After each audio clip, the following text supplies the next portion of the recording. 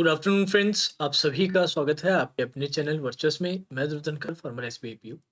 आज आप लोगों के लिए हमारे एक स्टूडेंट है जिन्होंने एसबीआई पीओ किया है, उनका डिटेल्ड इंटरव्यू एक्सपीरियंस मैं शेयर करूंगा। अगर इस तरह के वीडियोस अगर आप देखना चाहते हैं तो आप लोगों के लिए एक सेपरेट प्लेलिस्ट मैंने बना रखी है इंटरव्यू वीडियोस के नाम से, जिसका लिंक मैंने नीचे डिस्क्रिप्शन में भी दिया है। आप उसे जाके चेकआउट कर सकते हैं। आप लोगों की प्रिपरेशन के लिए बहुत ही हेल्पफुल रहेगी वो प्लेलिस्ट। तो चलिए इंटरव्यू एक्सपीरियंस स्टार्ट करते हैं। हाँ जी, एंटर किया उन्होंने। एंटर करते ही ग्रीटिंग्स। अब जो पहला क्वेश्चंस इनसे पूछा गया वो था कि you passed out in engineering in 2020 and directly wanted to start career with bank, why not technical? क्योंकि इंजीनियरिंग स्ट्रीम से उन्होंने किया है, तो आप अपने अपनी स्ट्रीम में ही क्यों आपने आगे परस्यू नहीं किया और सीधा बैंक की प्रिपरेशन क्यों स्टार्ट कर दी, या बैंक को एज अ करियर क्यों चुना आपने? तो इसका आंसर इन्होंने बहुत अच्छे से दिया।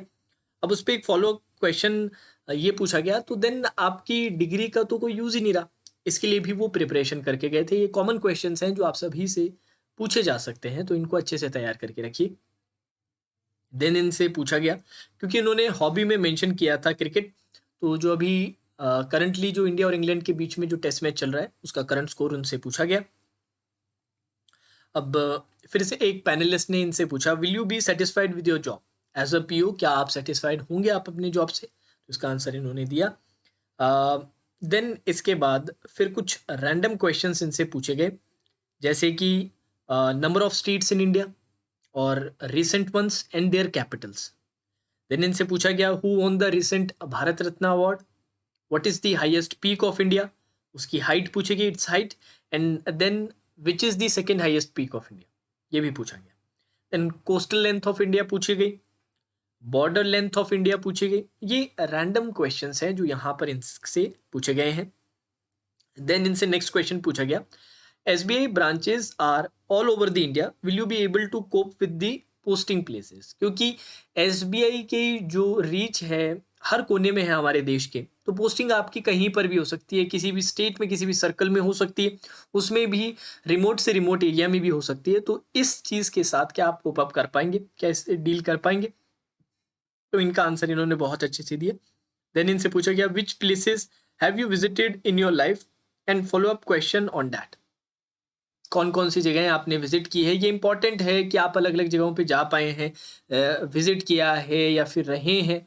ये चीज़ एक ऐड करती है आपके प्रोफाइल में, क्योंकि जो पोस्टिंग रहती है वो रिमोट एरियाज में भी रह सकती है और पोस्टिंग आपकी चेंज होती रहती है। तो इस चीज़ से डील करना, इस चीज़ को मैनेज करना, अपने आप को एक्लेमेटाइज करना, एकोमोडेट करना अलग अलग जगहों के अकॉर्डिंग, वो बहुत इंपॉर्टेंट एक क्वालिटी रहती है जो वो ढूंढते हैं।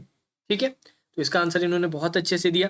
एक फाइनल क्वेश्चन से ये पूछा गया, your age is just 22, your branch will be going to have employees above 50 years, then how will you make a bonding या फिर make an understanding with elder employees, जिनमें आपका ऑलरेडी जनरेशन गैप रहेगा, आप सिर्फ 22 साल के हैं और ऐसे एम्प्लॉयज आपके बैंक में रहेंगे जिनकी 50 से प्लस ईयर एज तक भी है, तो उनके साथ आप अंडरस्टैंडिंग कैसे बनाएंगे? तो इस पे भी इन्होंने बहुत ही अच्छे से आंसर दिया और इसी के साथ इनका इंटरव्यू कंप्लीट हो गया। इनका जो इंटरव्यू था बहुत ज़्यादा ग्रिलिंग नहीं था, एक पॉजिटिव एनवायरनमेंट। उन्होंने मुझे बताया कि सर मे बी 2-3 क्वेश्चंस का मैं अच्छे से आंसर नहीं कर पाया, बट इसके अलावा मैंने सभी क्वेश्चंस का आंसर दिया।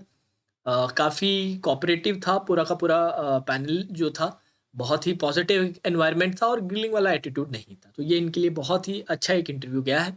अब जनरली मैं ये ट्रेंड देख रहा हूँ, एसबीआई पीओ के इंटरव्यूज जो हैं वो थोड़े से टफर हैं आरआरबी पीओ के कंपैरिजन में। ठीक है, तो उसके लिए अकॉर्डिंगली हमें तैयार रहना है।